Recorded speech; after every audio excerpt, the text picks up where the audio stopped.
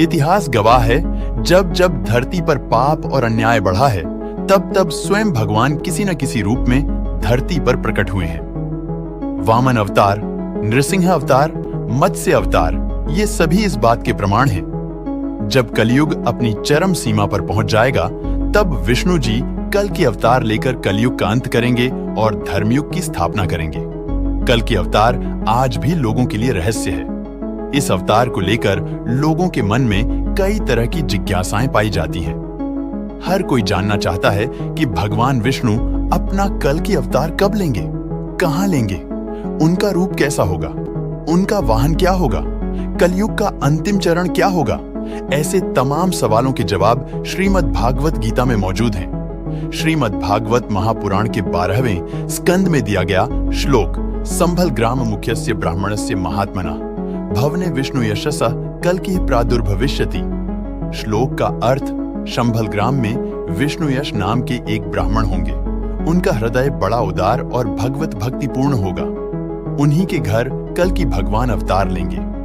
श्रीमद् भागवत गीता, स्कंद पुराण और कल की पुराण में इस बात का उल्लेख किया गया है कि भगवान का अंतिम अवतार उत्तर प्रदेश में गंगा और रामगंगा के बीच बसे मुरादाबाद के संभल ग्राम में होगा।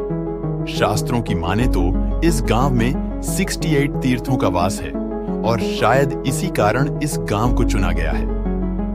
पुराणों में लिखे गए श्लोकों से ज्ञात होता है कि कल की भगवान का जन्म संभल ग्राम में विष्णु सयश नाम के भगवान विष्णु के भक्त के घर में होगा। भारत में कल की अवतार के कई मंदिर भी हैं, जहां भगवान कल्कि की पूजा होती है। यह भगवान विष्णु का पहला अवतार है जो अपनी लीला से पूर्व ही पूजे जाने लगे हैं। जयपुर में हवा महल के सामने भगवान कल्कि का प्रसिद्ध मंदिर है। इसका निर्माण सवाई जय सिंह द्वितीय ने करवाया था। इस मंदिर में भगवान कल्कि के साथ ही उनके घोड़े की प्रतिमा भी स्थापित है। एक ऐसे रहस्य जिसने सदियों से मानवता को अपने संकेतों से आकर्षित किया है।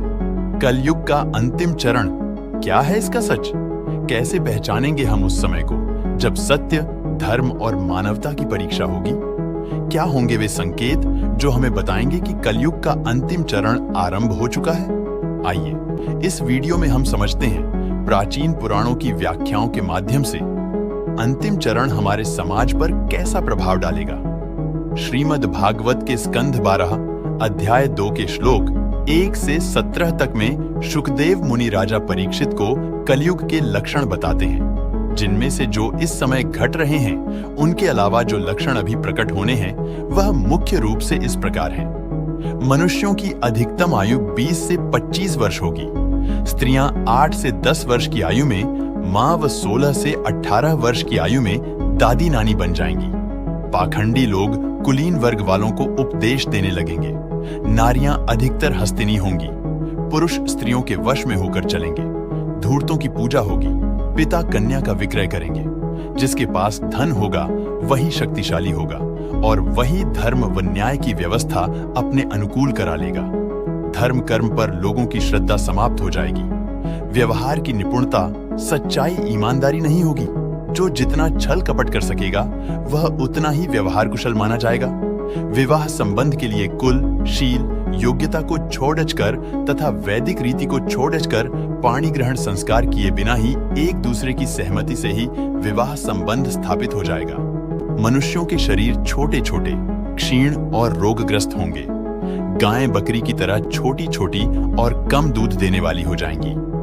वानप्रस्थी तथा सन्यासी आदि विरक्त जीवन वाले भी गृहस्थियों की तरह व्यापार करने लगेंगे। जिनके साथ वैवाहिक संबंध हैं केवल उन्हीं को संबंधी माना जाएगा। स्त्रियां स्वच्छंद रूप से पर पुरुष गमन और पुरुष स्वच्छंद रूप से पर स्त्री गमन करेंगे और शासन उन्हें इसकी पूर्ण अनुमति देगा। स्त्रियां अपने केश कटवा डालेंगी। मनुष्यों का स्वभाव गधों जैसा हो जाएगा, अर्थात वे केवल गृहस्थी का भार ढोने वाले और विषय भोग में लिप्त बन जाएंगे। जीवन का सबसे बड़ा पुरुषार्थ होगा केवल अपना पेट भर लेना। योग्यता व चतुराई का सबसे बड़ा लक्षण यह होगा कि मनुष्य अपने कुटुंब का पालन कर ले। गृहस्थों के घर अतिथि सत्कार और वेद ध्वनि से रहित हो जाएंगे। पृथ्वी पर दुष्टों का बोलबाला होगा। राज्य व्यवस्था में से धर्म लुप्त हो जाएगा। जो शक्तिशाली होगा वही राजा बन जाएगा। वह क्रूर और अत्यंत लोभी होगा। कर पर कर लगाए जाएंगे, कभी वर्षा न होगी।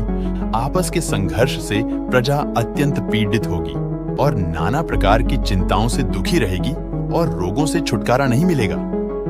हम देख सकते हैं कि इस समय कलयुग के उपरोक्त लक्षणों में से अनेक लक्षण अभी तक प्रकट नहीं हुए हैं। इसलिए भी वर्तमान में कल की भगवान का अवतरित होना संभव नहीं है। दोस्तों, कलयुग का अंतिम चरण की हमारी यह यात्रा यहीं समाप्त होती है। पर क्या सच में? क्या हमारे चारों ओर दिखने वाले संकेत हमें कुछ सोचने पर मजबूर नहीं करते? क्या हमें अपने कर्मों पर पुनर्विचार करने की आवश्यकता है?